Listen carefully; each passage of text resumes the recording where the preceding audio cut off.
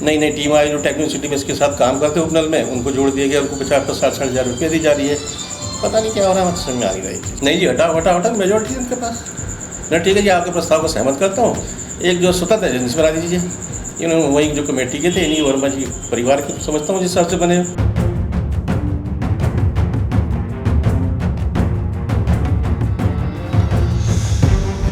आज हम बात करेंगे एक विवादित चेहरे के बारे में।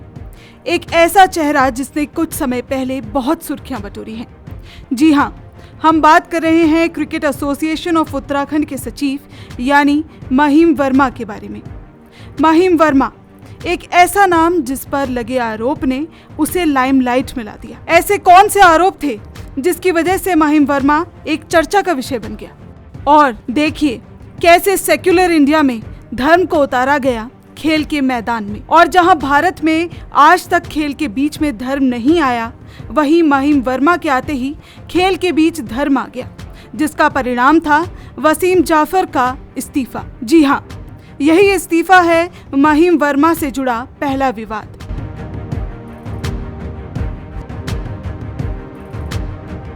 आपको बता दें कि वसीम जाफर जो उत्तराखंड के मुख्य कोच थे, उन्होंने अपने कॉन्ट्रैक्ट से पहले ही अपने पद से इस्तीफा दे दिया।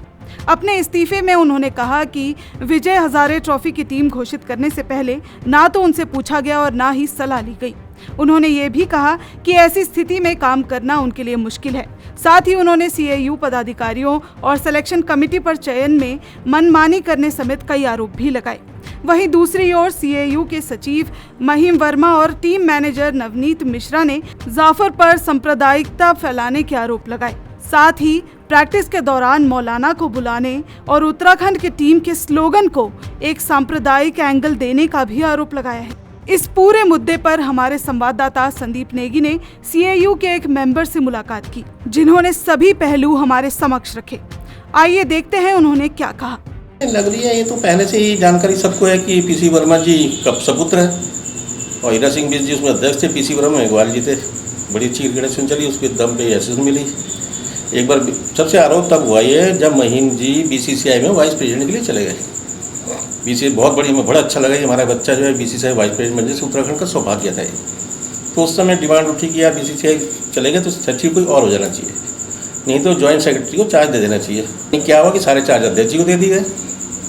अध्यक्ष जी ने सिर्फ क्या किया, जो वेंडर्स के बिल थे जो कैशियर को विश्वास में लेके भेजे पास किए जाने चाहिए थे, ज्वाइंट सेक्रेटरी चलो वहीं नहीं था, कैशियर और अध्यक्ष जी उसमें साइन करके वेंडर्स को पेमेंट दे सकते थे।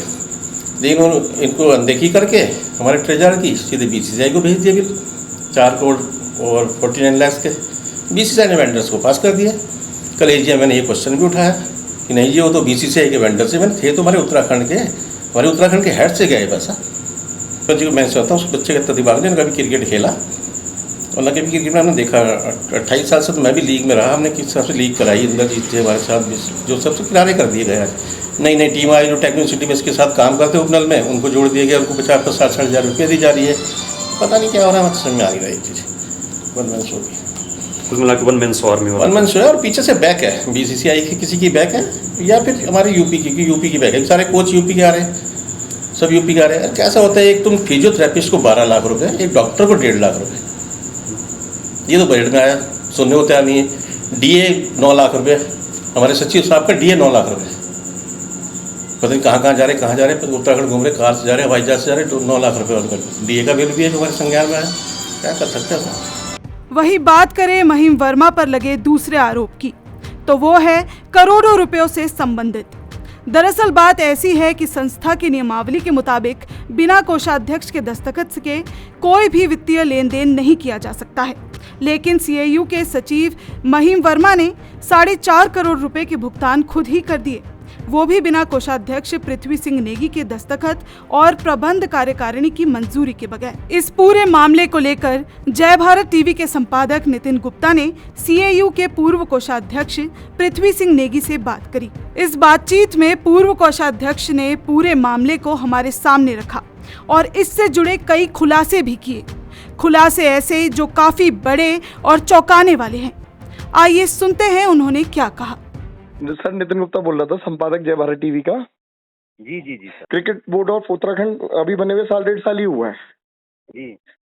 अभी विवाद हाल फिलहाल में वसीम जाफर वाला आया हाँ जी। और अब 4 से 5 करोड़ के गबन का मामला है, जिसमें कि मेरे ख्याल से आप पे भी कोई एक्शन लिया गया है बोर्ड द्वारा। 4 से 5 करोड़ के गबन तो नहीं कहूंगा मैं। 4 से सर जो 4.5 करोड़ रुपए उसमें मेरे कहीं हस्ताक्षर नहीं है। बस मैं गबन तो नहीं कहूंगा किसी चीज को। जी जी जी।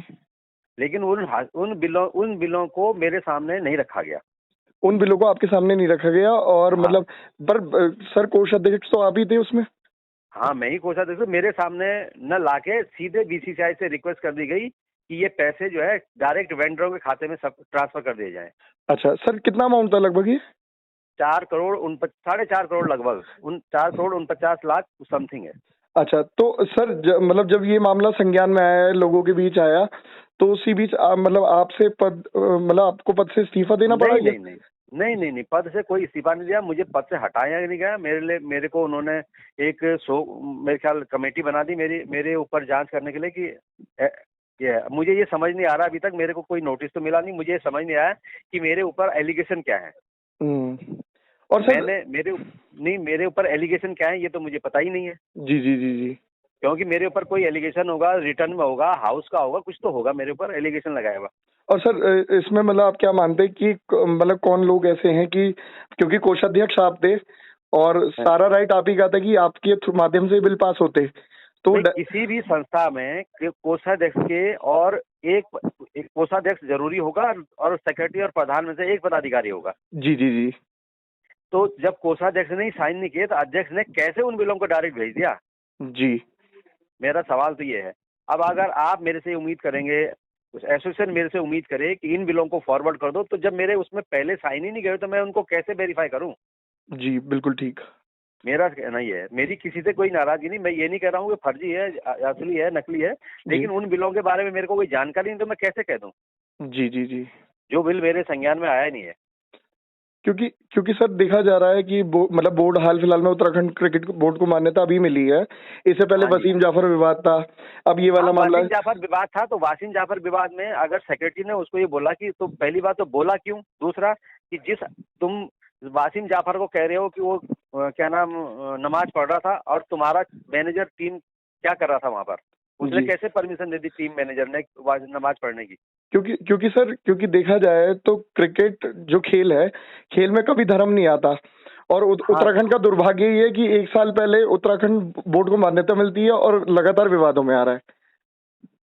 अब सब जब कुछ काम प्रॉपर तरीके से नहीं हो तो विवाद बनेगा ही बनेगा। अगर कोई लोग मनमर्जी चलाएंगे, मनमर्जी चलेगी, किसी की मनमानी करेंगे तो ऐसी होगा। सर किन्हें कसूरवार मानते हैं इन सब चीजों का? इन सब चीजों के लिए अध्यक्ष जी जिम्मेदार हैं, क्योंकि उनके नीचे हम काम कर रहे हैं। वही रिस्पॉन्सिबल है। अध्यक्ष जिम्मेदार है, सेक्रेटरी जिम्मेदार है। हम उनके नीचे काम करते हैं, हम उनसे छोटे पदाधिकारी हैं और उनको सबको साथ लेके चलना चाहिए और उनको मैनेज करना चाहिए सब। तो सर एक तरह से देखा जाए तो क्रिकेट बोर्ड में यूनिटी नहीं है, जो यूनिटी एक बोर्ड को चलाने के लिए होनी चाहिए। नहीं है ही नहीं यूनिटी, कोई यूनिटी नहीं है। किसी पदाधिकारी से कुछ नहीं पूछा जाता जी। और कोई भी मिनट जो है 2-2 महीने बाद बनती है। आज तक हर महीने एक मीटिंग होनी चाहिए। कोई मीटिंग महीने नहीं होती। 3 महीने में 4 महीने में एक मीटिंग हो रही है। तो सर कहीं ना कहीं देखा जाए तो वसीम जाफर अपनी जगह ठीक थे। अब वसीम जाफर अपनी जगह ठीक है, बिल्कुल। वसीम जाफर की कोई गलती नहीं है। वो उनके ऊपर आरोप भी गलत है और अगर आरोप लगाया था तो हमको एपेक्स काउंसिल को उसमें जांच बिठानी चाहिए थी और एपेक्स काउंसिल ने कोई जांच नहीं बिठाई है। तो सर देखा जाए तो सीधा सीधा नुकसान जो है उत्तराखंड के खिलाड़ियों का, युवा खिलाड़ियों का नुकसान है। सीधा उत्तराखंड के भविष्य का नुकसान होगा, भविष्य में आने वाले बच्चों के क्रिकेट का नुकसान होगा ऐसी हरकतों से। जी, इस पूरे मामले के हर एक पहलू को हमने आपके सामने रखा है, लेकिन अब देखने वाली बात ये होगी कि सीएयू इस मामले को कैसे सुलझाता है और इस पर क्या कार्रवाई करता है। वहीं क्योंकि ये मामला क्रिकेट से जुड़ा है, देखने वाली बात ये भी होगी कि बीसीसीआई के अधिकारी इस पर क्या कदम उठाते हैं। हालांकि हैरानी वाली बात यह है कि इतना सब कुछ होने के बाद भी महिम वर्मा सीएयू के सचिव पद पर अब तक बरकरार हैं। ब्यूरो रिपोर्ट, जय भारत टीवी।